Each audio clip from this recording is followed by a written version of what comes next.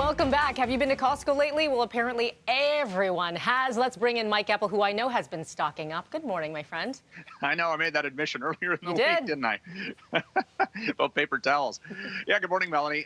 Costco is coming off its biggest year ever, and this is, anything to do with big box buying, pandemic binge shopping. Yes. Costco used to have people going in and spending a couple of $100s per trip. They saw, in fact, the per trip spending go up exponentially. Sales up 12.5% year over year.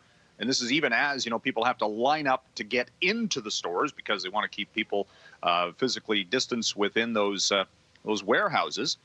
And for the first time ever, they've topped $4 billion in annual earnings. Now, there are some caveats to this, to the earnings performance, because Costco's actually had to spend more money, again, to keep people safe. They had to put in the things at the checkout. They had to shift things around inside the stores themselves, hire more staff. So actually their costs were on the rise a little bit. And lo and behold, it's always interesting to see, huge earnings, and yet the stock drops. And that's pretty much what we're seeing in the early trade for Costco. It's done fine this year, but always that little bit of a paradox it's when always we're talking strange. about investing. It's always strange, yeah. You have such a build-up. I mean, the theory is you have a build-up to the earnings update. They come out, and then the analysts kind of start looking and picking away at it, and then the share price declines a little bit. It's down about 3%. Gotcha. Not so much. Okay, so let's talk about snowbirds, Canadian snowbirds, who are, a lot of people now have to change up their plans. They can't necessarily go because of travel restrictions. So now we're looking at the idea of insurance.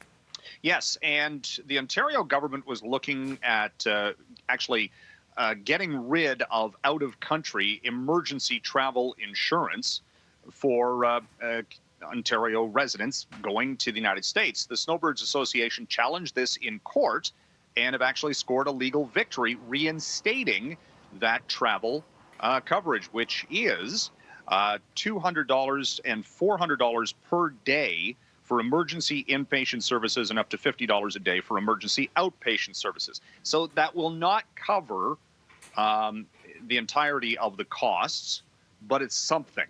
And the Snowbirds Association is saying if and when, actually let's go with when travel resumes to the United States. Let's be optimistic. Don't know when that's going to be, of course. You still have to have extra insurance to cover the potential for any type of a medical emergency. Still and all, though, what they argued this on was under the Healthcare Act, you can't deny portability of coverage. So they won this in court and got it reinstated. Mike, finally for you, Amazon, a product day, and a couple, one's very, very interesting. So I'll let you take this away.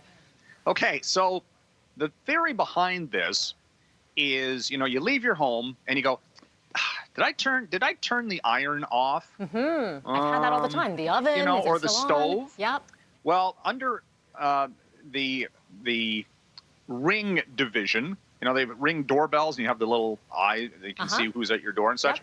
Amazon's coming out with now a drone, little mini drones that can fly around your house. They got a little camera on them, and this could be a really good idea because then you don't have to think twice about it, or you can just kind of go, I wonder what I forgot at the home office. Did I shut that space heater off, for example? You'll send this little bug, it's like about this big, and it buzzes around your house, and you have a little camera on it. You can check things out. Can you imagine you're a neighbor and you just see this little thing flying around? And that's a good question. I wonder what the range is. Is it only in your house, or can it be this little, I don't want to say spy camera outside, but I have a feeling it might be some limitation. I've always wondered what the dogs and the cats are doing when we're not home.